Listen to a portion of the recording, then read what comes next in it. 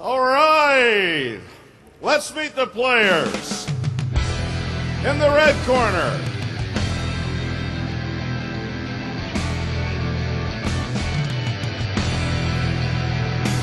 we have in the red corner, not yet? Okay, there we are. In the red corner, all the way from Malaysia, we have jamesfoo. This is jamesfoo's first appearance at the WCG.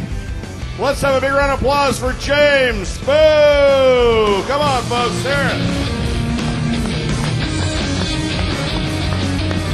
There he is. Go ahead, give the crowd a wave there, James. Welcome to the WCG. Whoa! Oh! Gonna have to ask the commentators and the judges will be giving him extra scores for that. That was nice. He is loosey-goosey and ready to play. And, as I mentioned in the blue corner, we have from Russia, Androide. Now, this is Android's 5th time representing Russia, and he won the silver medal at the WCG 2005 in Singapore.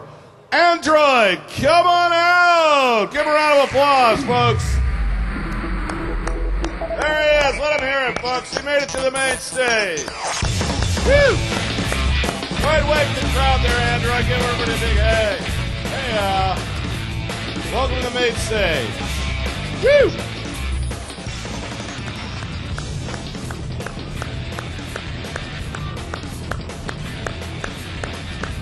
All right. There's this pyro. We got him excited now. I'm going to toss again to our commentators, DJ Wheat and Tasteless. Gentlemen, are you ready to call this match? Oh, yeah. Oh, yes. Audience, are you ready to watch this match? All right, let's get the match started. Enjoy it, and I'll see you when we have a winner. All right, folks, we've got our second official match of the World Cyber Games 2007 Grand Finals. I'm DJ Wheat. Joining me is the Storm Observer, none other than the world's greatest StarCraft commentator, Tasteless. What's up, buddy? Not much, man. I'm excited to get this game going, and I'm loving casting with you, Marcus. I love casting with you, too, in a very manly way. All right, so here's why I'm excited about this matchup, Tasteless. We have got Android, a guy who has actually performed very well against the dominant Korean StarCraft players traditionally in the World Cyber Games. What does that mean for you guys? It means two different things.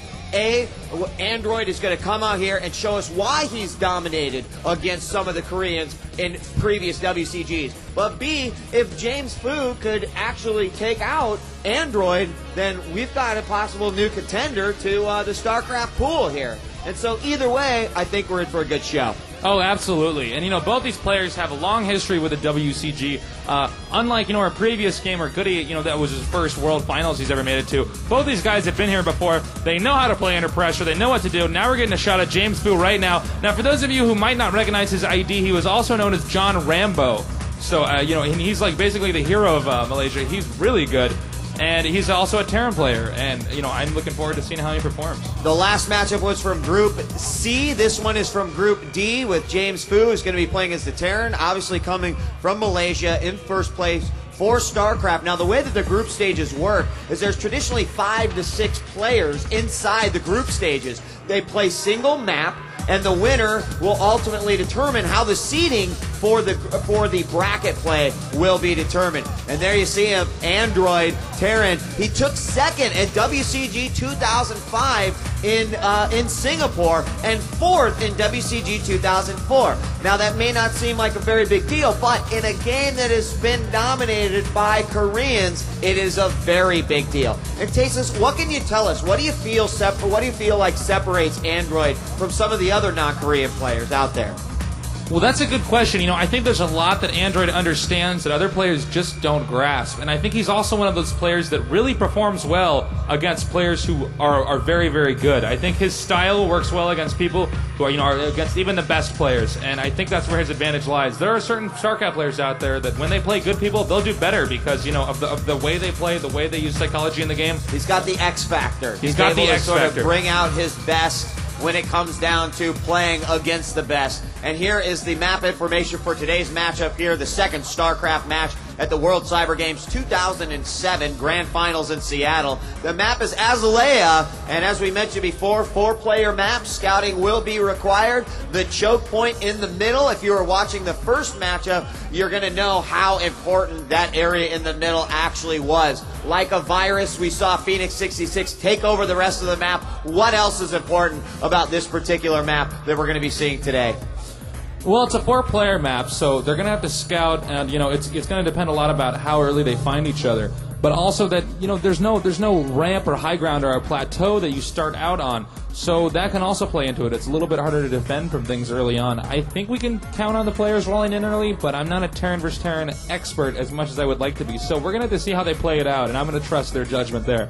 All right, well, I'm excited, and we should be getting started here in just a moment. Again, we've got Android taking on jamesfoo. Android having done very, very successfully in previous World Cyber Games, and we're going to find out if he's going to be able to do any sort of repeat performances here in Seattle this year. This is the second time that the World Cyber Games has graced the shores of the United States. The first time being in 2004 back in San Francisco. And it's nice to have it return here to the West Coast, specifically Seattle. And hopefully the masses will be out to enjoy some fantastic competition. Once again, we are in group play, which means that this is a one-map scenario. They only have one map to play, and then that will ultimately determine their scores and how they will be seeded in the bracket play when we move on to the games in Friday, Saturday, and Sunday, ultimately leading us to the Grand Finals, which is always a spectacular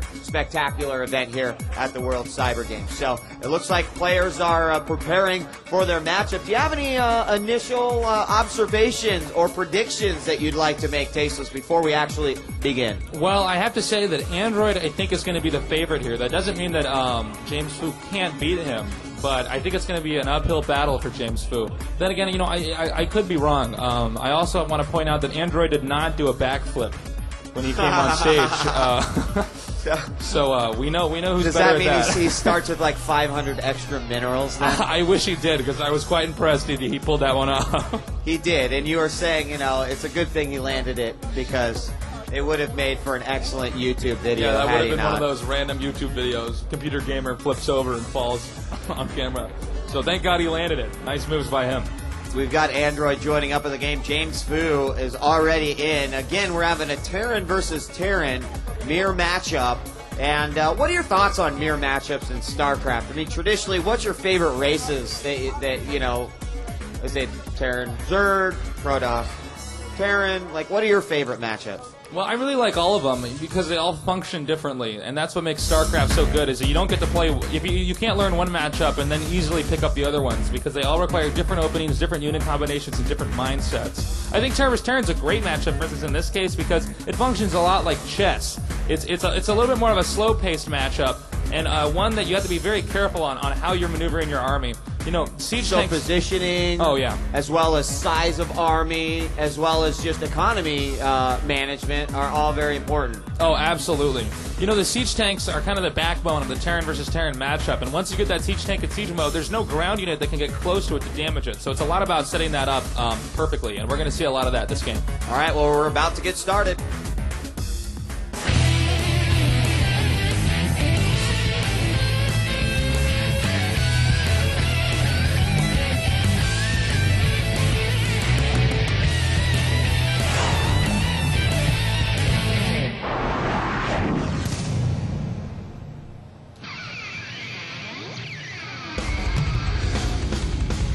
All right, folks, make some noise. It's our second StarCraft matchup of the day here for the World Cyber Games 2007 Grand Finals. I am DJ Wheat. This is Tasteless, and we are happy to be here bringing you some awesome StarCraft action here in the group stages of the World Cyber Games 2007. It's a yearly event that blows us away every single year. The WCG continues to bring the best of the best games, and the greatest competition all in one place so that we can totally geek out and have a great time. And we are going to get started here. Our matchup today here for the second match, we've got jamesfoo taking on Android, a player who's done very, very well previously in the World Cyber Games. How will it pan out this year? This will be the first chapter that will tell that story, Tasteless. And we are going live with this game. It's a Terran versus Terran matchup, and the map is Azalea. And I just want to remind everybody here right now that in 2005, Android got second, even knocking out the famous Korean Silent Control in a Terran versus Terran. So Terran versus Terran, pumps through his blood. He knows this matchup very well, but that doesn't mean that he's necessarily good at playing on the stage. I don't believe Android wins very many matches when he's on the big stage, so that might play a factor in this as well. Well, I do remember in the finals of the World Cyber Games 2005 in Singapore, he actually was able to take the game or two away from the Korean player that he played against. So, I mean, whether or not he's going to be able to adapt, whether he's got the proper experience, etc., we're going to see. But we have the same starting locations as the last matchup. jamesfoo as Terran at the 5 o'clock position in the red, and his opponent Android, also Terran, playing from the 7 o'clock position. So exact same startups, and we're getting our opening mine order going here. Supply depot going up right away for jamesfoo, and we're going to probably get some scouting here as well. Of course, Terran versus Terran, how important is scouting other than location? Is knowing what a Terran player is going to go for when you yourself are playing Terran, how important does that actually factor into the game? Oh, it's so important. And, there's a lot of different ways you can scout, too. They'll scout with that first SCV early on, but something that makes this matchup quite unique is that once they make a Marine or two, they will lip the barracks off and use that as if it was a giant scouting overlord with a lot of hit points. And they do that because in this matchup, much like Terran versus Protoss, you need factory units. You also want to get the starport out early soon, too. But it's a matter of what order do I do that in, and how will that affect my opponent's build. So scouting is very crucial. Well, in a matchup like this. We do have the first barracks going out for both players, actually. If I had to make an observation, I would say that jamesfoo actually got his started early before Android. He's also sent a scout out. He's going to send him directly northwest to see if he's possibly at the 11 o'clock position, and he's not going to find anything there, so he's going to have a good idea where he is. We also see Android has sent out his first SCV scout as well. Now, I would say that the barracks for jamesfoo is actually further out. It's at the first natural expansion than Android's. Whether or not that will come into play, Tasteless, maybe you could tell me. Well, I'm going to go out on a limb here, but I believe that the reason why jamesfoo, scouted that top left position first is he wanted to scout the position farthest away so that if he's his opponent's in positions closer, he might be able to rush with a few Marines early on. I think the barracks is also out there so that if he does do that rush, the Marines can get there a little bit quicker. And he's also, as I said before, going to lift that barracks off eventually, and it's going to he's going to use that to scout. We see Android and we see jamesfoo talking to each other right now, easing a little bit of the tension in this intense match on the big stage and being broadcasted to the world right now. Now notice, it looks like jamesfoo is going to be rushing with that first Marine. Yeah, he is. He's going to send him down. He obviously scouted northwest, northeast. He knows exactly where he is. Looks like there's going to be a Marine in position, and these two should meet up here shortly. We're going to have a nice little gunfight to start off the battles, and it is going to be jamesfoo who gets the opening hit right there. Oh, but another Marine comes out there for Android, and so that Marine for jamesfoo is going to instantly back up. SCV also coming in, but it's not going to be too much. And there it is, Tasteless. You called it. The barracks is lifted, and we'll see in just a moment what he's going to actually do with that. But the first factory for jamesfoo is also going down as well, and in a moment we'll probably see a looking glass into the eyes of Android to see what he's got going on in his base. But well, it looks like a machine shop as well as a factory already put down, and Marines being pumped out of that barracks here. So a very small army for Marines being formed here already for Android. It looks like Android's got the scouting SCV inside his opponent's base. Now at this point in time, jamesfoo does not have vision inside of his opponent's base. That's going to hurt him a little bit right now. And here come Android's Marines returning to apply a little bit of pressure. This poor SCV will die, but he just got the knowledge that he has the Vulture Bike. Now it looks like Android is going to pull those Marines back at this point in time, knowing that the Vulture Bike would do a lot of damage to his Marines. Not enough for it to be worthwhile to send him in. He's going to retract it, and a starport goes down right now for jamesfoo. How important is that for these? In fact, we see one over there for Android. Android's already completed. jamesfoo still has a ways to go. But for the inexperienced StarCraft spectator and as the Storm Observer, how important is the starport, not only to Terran, but what he could possibly do? Oh, we do see a Vulture Bike go down. 4 Marines and an SCV going to make that one happen. and that will be the first loss there for jamesfoo. Yeah, to answer your question earlier, the starport's pretty crucial. He's going to get this Wraith out right now. That'll help for picking off drop ships and also scouting and harassing SCVs. But another thing that really helps with the starport is that you can get drop ships out of that, and you can put a large ground army in those and put them in positions that would otherwise be cut off by siege tanks. Now we see it looks like Android right now coming in here, punishing his opponent because he got that vulture bike first, and instead Android got that tank first with that Wraith. jamesfoo has to micro very carefully right now, Marcus. Yeah, we've got that Wraith coming in there, offering some air support. A couple of Marines, those 4 Marines coming out. They will take some damage here from the SCVs, and we do have one siege tank out in the back. Some good micro going in and out. Both siege tanks actually about even, and it looked like that siege tank from Android got stopped on that rock there. That actually allowed jamesfoo to get an extra hit there on the siege tank. But that Wraith is probably going to finish off that siege tank if he does it properly. No, the Wraith actually goes down. And what do you see here? What do we got here, I see some incredible micro right now going on by the Terran player, but I don't know if he's going to be able to backflip his way out of this one. Okay, here comes the siege tank right now, pushing those tanks back. Now, with the siege tanks in siege mode, it's going to be very difficult for Android to get in there. So that might make jamesfoo safe right now. But it all might depends. have just been an initial push by Android to see what he would be capable of on an initial push. And jamesfoo obviously set himself up at least a minor defense, but enough to make Android back off. It's definitely a possibility. At this point in time, though, I would have to say that the green Terran Android is in a little bit of a position. He has a pretty good hold over his opponent. jamesfoo is in a pretty defensive position, using these Wraiths and tanks to hold off anything that could be coming out here. He sends a scouting SCV outside the front of his base to see what exactly is going on. Going to try to pick off these Wraiths. Can he micro them right? Yes, he has. Will he get this other one? Will this SCV save it in time? No! They both stared each other in the face and killed each other. And I also did see Goliath coming out as well for Android, possibly offering some additional air support as well. Both siege tanks that were defending jamesfoo's main base have gone down. Another one as well, and Android down from 4 siege tanks only down to 2. And now we've got an initial push here. 1 Goliath and a couple siege tanks coming in here to the main base of jamesfoo. Tasteless, will he be able to defend this? You know, the real issue here is that he's having to use these SCVs to defend. Those SCVs could be mining minerals, and if you're mining minerals, you're going to be able to produce more units. If you're not, you're going to get behind. He's got a siege tank in siege mode here, and these SCVs are frantically trying to repair it right now. Will he be able to save it in time? He has to micro perfectly right now. And the Wraith coming out is going to get pushed back right now. Excellent control by jamesfoo, but it's not enough to hold off saving that tank.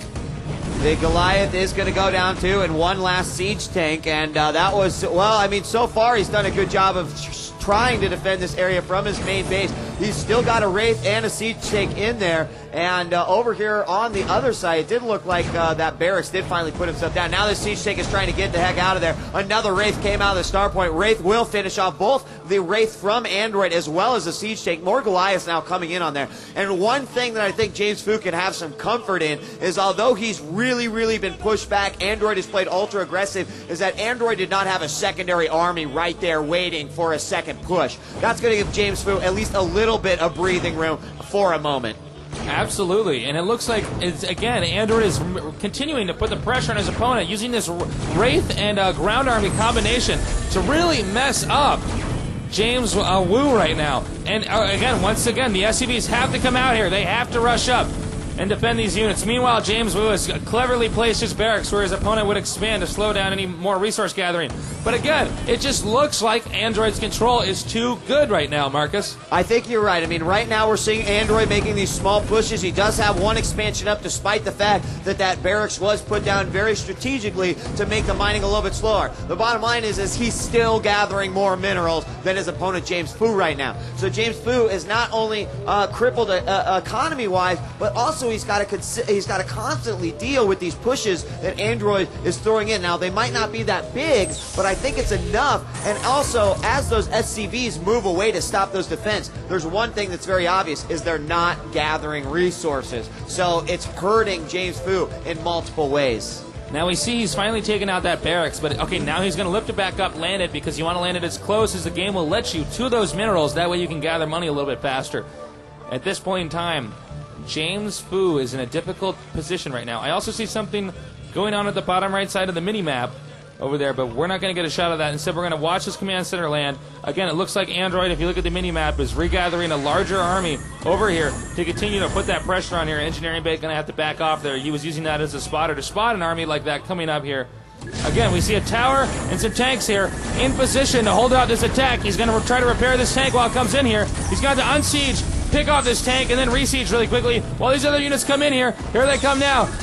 They're going to land right here, right in front of these tanks. Tank's going to be microed very carefully right now, but look at how Android is able to chase down these tanks with the utmost precision. A Vulture Bite coming in here to help in the fight. And one tank goes down right now. If he loses the other one, he'll be in a very difficult position. It's Siege Tank versus Goliath right here. It looks like SCV will repair. Goliath will go down, but again, what we're dealing with here, it looks like we've got a front aggressive expansion here by Android, and this could be where it gets really hairy for jamesfoo. He could get not only the expansion down, get the economy, but also putting a factory there. Obviously, he's going to get units to jamesfoo's base much, much quicker. Now, it did look like the expansion. Oh, hold on here. jamesfoo has done something a little bit unorthodox. Well, not too unorthodox. So he set something down in the back. Tasteless, tell everyone what's going on right All right, here. he's got these Vulture Bikes in the back of his opponent's base. He wants to try to catch up right now and pick off as many SCVs as possible, and that's exactly what he's doing. Android does not seem to be aware that this is actually going on. He hasn't pulled his units out yet. Now he realizes what's going on. He's going to try to use those SCVs to pick off as many. He's going to try to use those SCVs to get rid of those Vulture Bikes. But jamesfoo does not care. He's going to get as many of them as possible. Look how well he's controlling them right now. Every SCV counts, and that is definitely going to put Android back, especially now that he's already got an expansion up at that right center location. Okay, so that really hurt Android's economy. An excellent comeback move over here by jamesfoo. It also bought jamesfoo a little bit of time there. I don't know if you noticed, but that giant army of Goliath and I think a few Wraiths was actually heading into jamesfoo base at the exact same time that he made that drop. Because of that, he actually pulled out the entire army and brought it back to the main base. So, you know, how much time did it buy him? Probably not a whole lot, but he's got a few more seconds to add some more defensive units. I got a question for you, though. How much more effective would that drop been if Spider Mines would have been researched at that point? It could have been pretty effective, but I think it would have been more effective against a Protoss player. But hold that thought right now, because some very pissed off Goliaths are coming in here, going to try to take out Android's only defense. Remember, he spent all that money on those Vulture Bikes. He does not have enough defenses here to hold this off, and this could be a very, very damaging thing for jamesfoo. But meanwhile, a dropship comes in here, going to try to pick off some more SCVs. If jamesfoo can micro correctly and hold off this attack, which is happening at the front of his base, he may still be able to get ahead of his opponent by picking off some more SCVs. So he's going to do the exact same thing. However, Android, obviously privy to his strategies, left a couple of Goliaths in the back line to help out these SCVs in times of trouble exactly like this. And so that one will be thwarted very, very quickly. In comes about 6 more Goliaths. This time they're going to see that dropship, and those Goliaths say peace. And that dropship is good, is out of there. And now in the main base of jamesfoo, he's really holding on to everything that he can. But you can see that these forward expansions from Android are only going to help him even more with the capabilities of producing units right there and then just being able to drop them into the base of jamesfoo. I've got to say, Tasteless, it's looking more and more like it could be a hopeless effort here for jamesfoo. He's definitely in a difficult position. Here comes another dropship. He's going to use that to drop units in front of the siege tanks. The siege tanks cannot attack units which are directly in front of them because they're in an artillery mode at this point in time. But here come an assload of Goliaths right now, and he's going to have to be very careful, jamesfoo, if he wants to stay on this game. Right now, it looks like Android, to use a metaphor, has his opponent in a headlock. I mean, he's definitely in control of the game. Let's talk a little bit about the fact that Android right now is using Goliaths as his primary source of, like, offensive pushes. Right now we're seeing siege tanks being pumped out by jamesfoo. Now the resource cost of siege versus Goliath, talk about that a little bit, because Android's got to be spending less money than jamesfoo right now. No, I got to say, I think you're right. And I think one of the main reasons is because these Goliaths are really mobile. They can get in front of tanks when they're in siege mode. Look at that excellent control by Android, forcing that tank to not be able to escape right now. Another tank will go down, or will, okay, yes it will.